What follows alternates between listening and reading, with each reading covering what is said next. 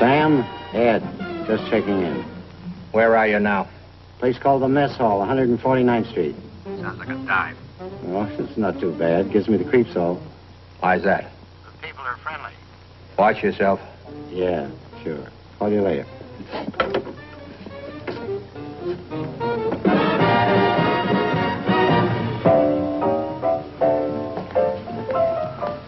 Shall we go, Lois?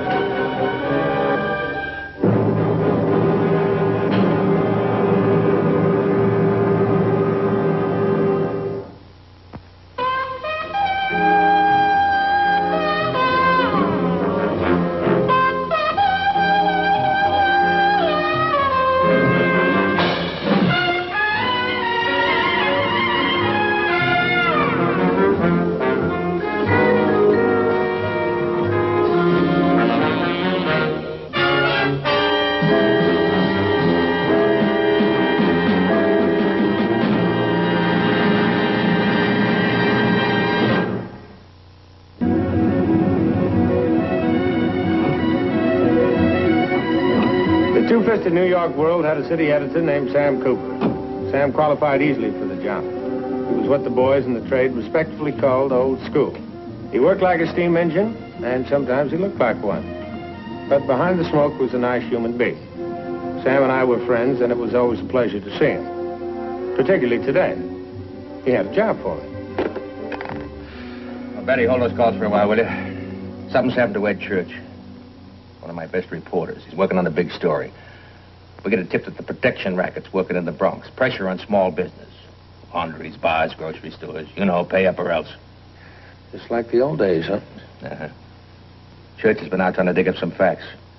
Last time I heard from him was yesterday. Well, now, Coop, that doesn't mean anything's happened to him. Church has got a problem, Diamond. A bottle problem. Well, he's had it for years. He's been fined by every newspaper in town. When he came to me 6 months ago, I made a deal with him. I'd give him tough stories if he'd quit the bottle. And he kept his word? For 6 months now. I knew it was going to be rough. I told Ed to call me every day without fail.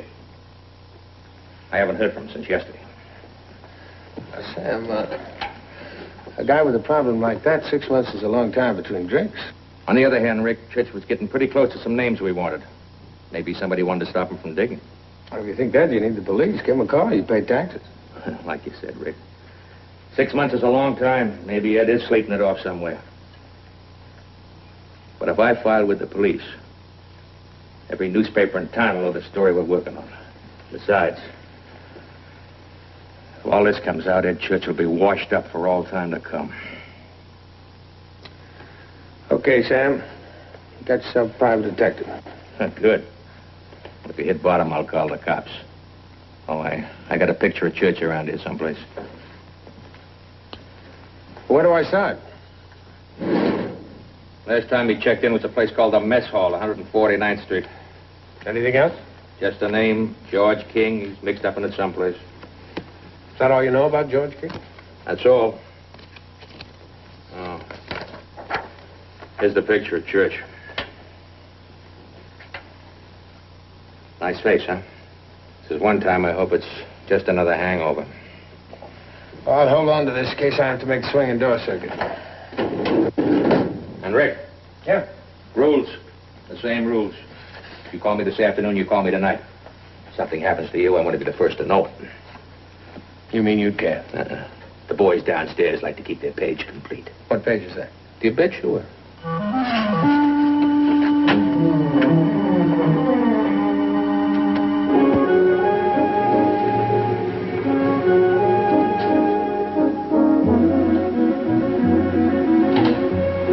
I didn't take Sam Cooper's hint about danger very seriously.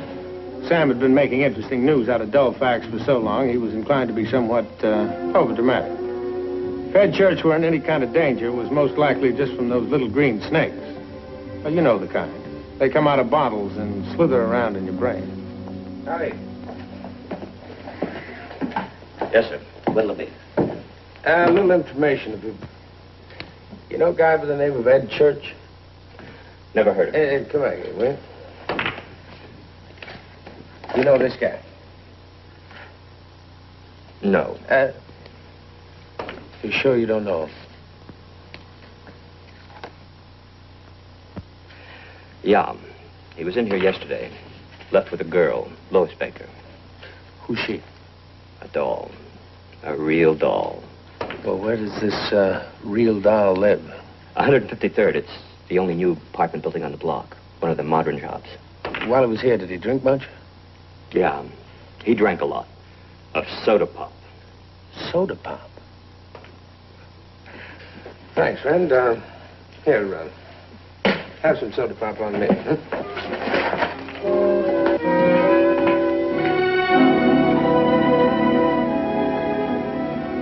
Maybe Sam Cooper was right. Maybe it wasn't green snakes Ed was fighting. Come in. It's open.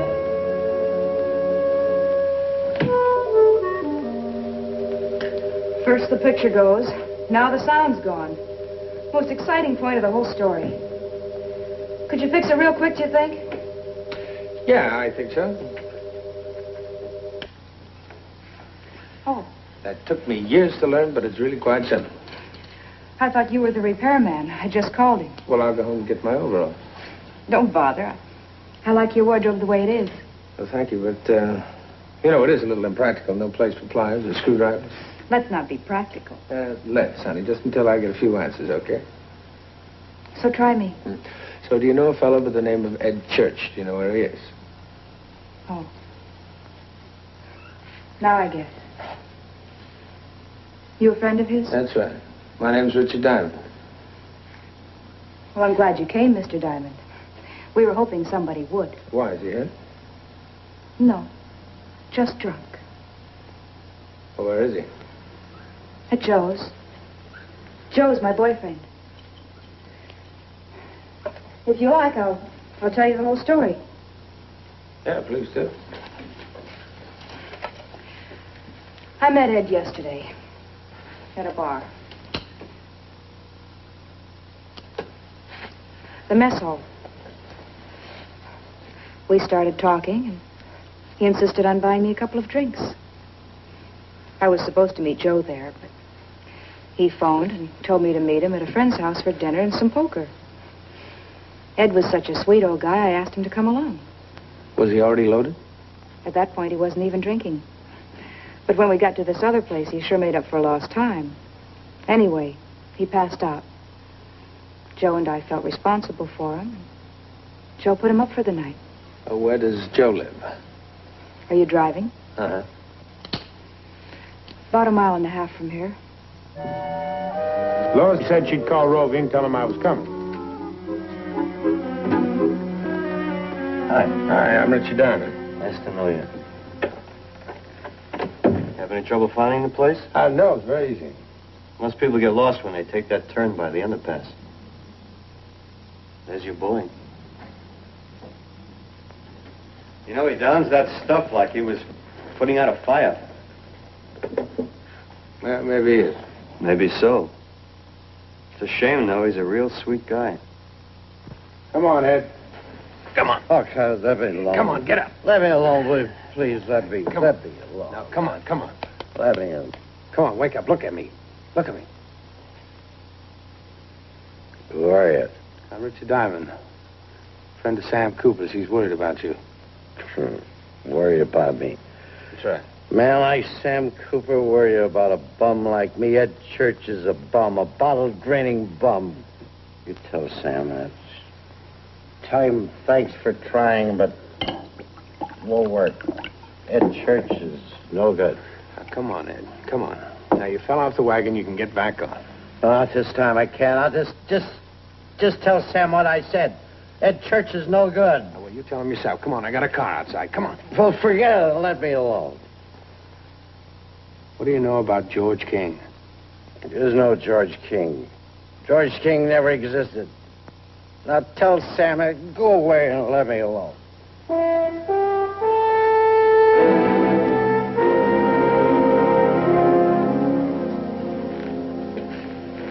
don't you let him sleep it off? When he feels better, I'll put him in a cab. You don't mind? Why should I? Well, let me give you a cab fare. No. If he needs the fare, I'll take care of it. Well, thanks. And look, don't worry about a thing. Ed's in good hands. Well, thanks again.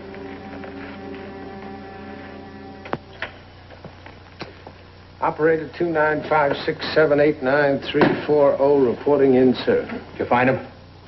Yep, I found him. He cured the thirst, Sam. Loaded, huh? Boiled. How do you like that? Well, at least he's not hurt. You know, sometimes I think I'm going crazy. Everybody said to me, Sam, don't hire Ed Church. He's a rummy. He'll give you nothing but trouble. He'll never change. But would I listen? Oh, me? No, I was up in Cloudland somewhere listening to the music. Well, at least I learned one thing this time. Ed Church is a rummy, period. Sam, hold on a minute. He was fine for 6 months. What set him off? What sets any of them off? Compulsion, isn't it? Yeah, I guess so. But this time I think there might be a better reason. What do you mean? Just a hunch.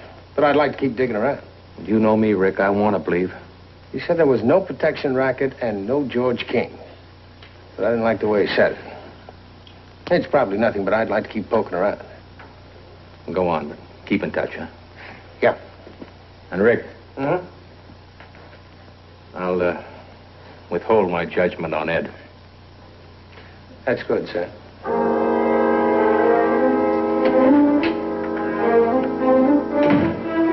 I decided to find George King. Ed seemed pretty positive he didn't exist, and I figured he did. Maybe my friend the bartender knew the real answer. If he did, I had a way to squeeze it out of him. All right. You find that guy you were looking for? Yeah. Yeah, I found him. Now I'm looking for another guy. Name's George King. Don't know anything about him. I think we better have a private talk in your back room. Mister, I got a bar to run. I said we're going to talk.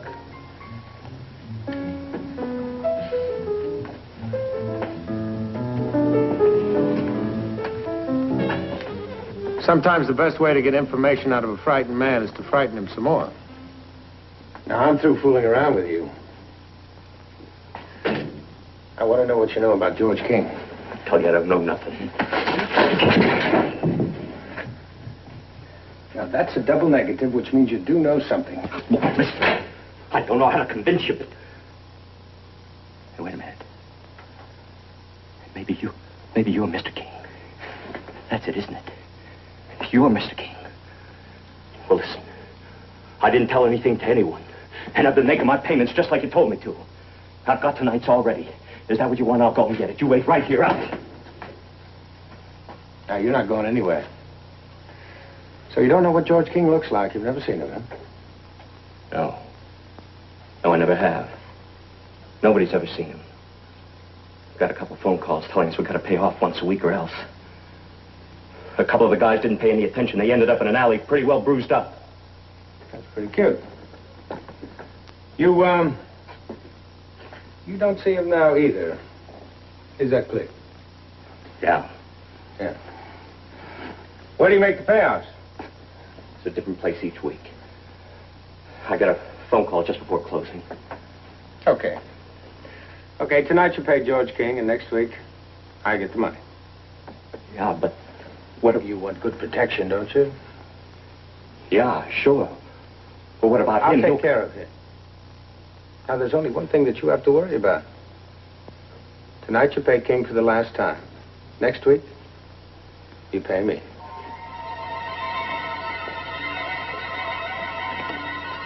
I thought I'd watch the payoff. I was most anxious to introduce myself to the mysterious George King. My friend the bartender told me the exact time and place.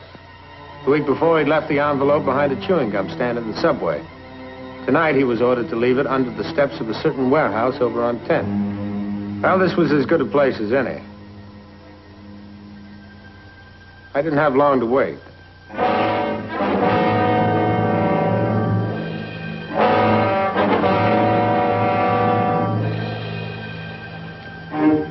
Okay, Roby, hold it. Or should I call you George King?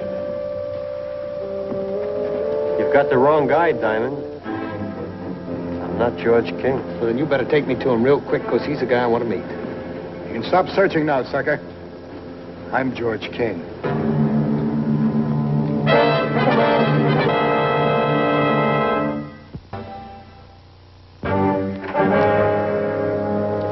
Well, I'd wanted an introduction to George King. I had it now. They took me back to Roby's place.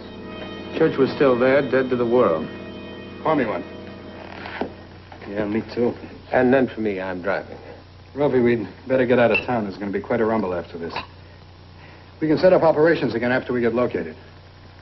Well, I can pack in 5 minutes, but, I'm not going to leave without Lois. Okay. Here, look after Diamond. I'll get her and be right back. What do we do with him? Well, there's only one thing we can do. I guess you're right. He could pick me out of a mug book for sure. I could pick you both out. You're never going to get the chance. No? Oh, no, not here. We'll take him out into the country. Oh, we're going to have a picnic. Now, that really sounds like fun. I'll get Lois. I'll be right back. What about the old man? We'll take him along. I'll be back soon, and don't worry about getting rough with him if he gives you any trouble. Right. You know, I can hardly wait. There is nothing like a picnic in the country, I always say. We have a perfect place picked out for you, too. Very peaceful, very quiet. Just a tall grass, a few birds, and you. I'll have a lot of visitors. I really don't think so. You leave a bad-smelling track, Roby. Now, dumping Ed and me in the country isn't going to help you any. When the press get onto this, they'll be onto you like bloodhounds. You know, I think you're a little bit confused about this picnic, Diamond. You see, it's just for you. Why the old man? He isn't going to write any stories about us. Oh, no, you don't believe that, do you? When Ed Church sobers up, there's not enough money in this town to buy him off. He's cheap. How much does a bottle a day cost, Diamond? And besides, we've got ourselves a gilt-edged insurance policy. You don't believe me? Ask him. Come on, ask him. The old man. Old man, come on, get up. Come on. Come on, that's it. Sit up. I was just telling your friend here that you're not going to write any stories about us. But he doesn't believe me. He's right, Diamond. There isn't going to be any story. Sorry you got roped into this, but there's nothing I can do. Ed Sam would have sent you on this if he didn't think you could cut it. Cooper probably told you I was digging for the name of the boss of this rotten business. Well, I was unlucky. I found him. Come on, tell him the name on the insurance policy. George King's real name is Church. That's right, same as mine. His first name is Ron. He's my son.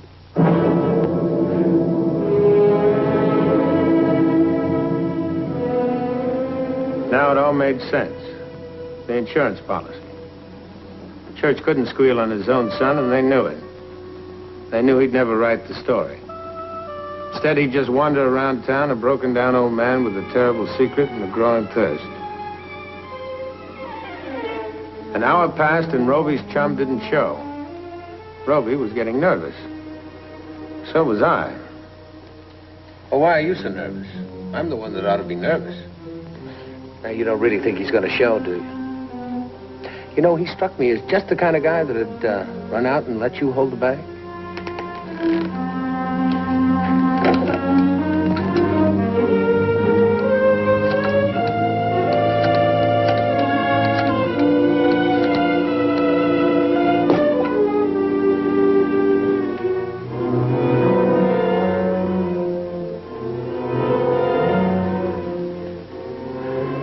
Now, why do you think she didn't answer? You don't suppose she ran out with him, do you? You're asking for it.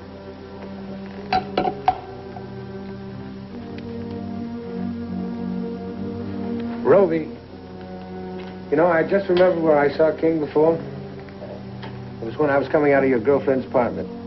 Now, maybe it's just my nasty mind, but it does look like to me that they're running out on you. Shut up. Okay, but why did he make you stay here while Well, he went and got Lois. I don't know. And what's taking him so long? Well, maybe you got held up. Yeah, maybe. Lois is probably slow getting back. Yeah, that's right. And you still believe in fairy tales, right? Oh, let's face it, Roby. They're going to leave you holding the bag. They're going to get away clean, but not you, sucker. I told you to shut up. Come on, get up. We're going to pay a call. Get up. What about him? We'll take him with us. Get him on his feet. Come on, Ed. Ed, Huh? come on, get up. Yeah, where are we going? We'll take a little trip. Come on. Come on.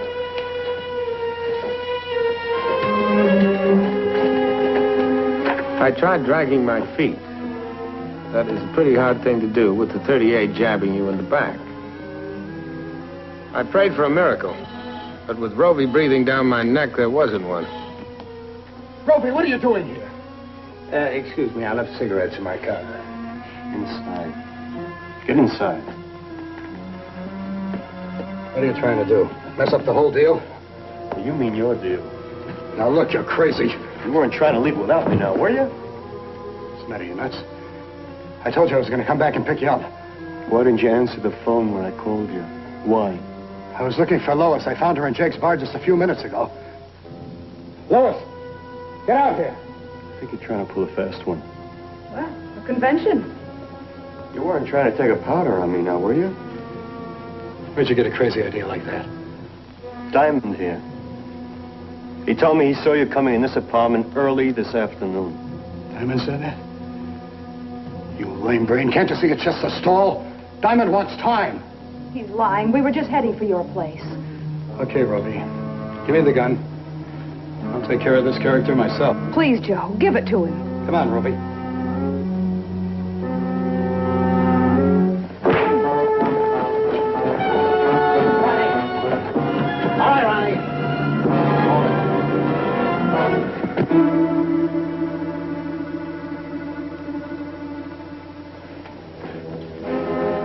Go ahead and shoot. You want to see me squirm first? Is that what you want? Maybe you'd like to hear me say how sorry I am. Is that what you want to hear? Sorry I had a lush for an old man. Ronnie, I know I used to come home drunk. But that happens in lots of families. But their kids didn't turn out like you. What's the matter, son? Didn't I teach you anything? Oh, sure. You always preached to me about right and wrong. But you were never home long enough to tell me what was right and what was wrong. Come on, Pop, give me the gun. Why? So you can now become a murderer? Now, look, what do you want me to do? Give myself up and spend the next 10 years of my life behind bars? You can't murder. You can't. You just can't. I won't let you. Look, Pop. There's a lovely, lovely bottle just for you. I'm sorry you said that. Pop, I'm going to take that gun. Stay back, Ron.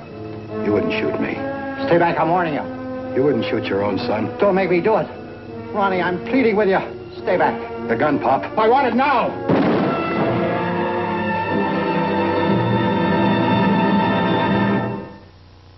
Stand up.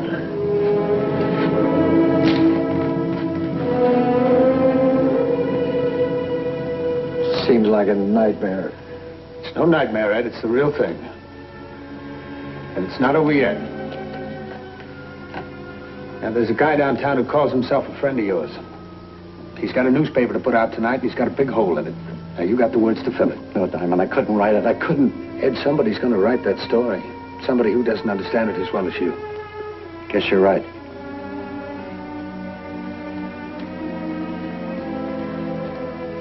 In a way, you're lucky, Ed.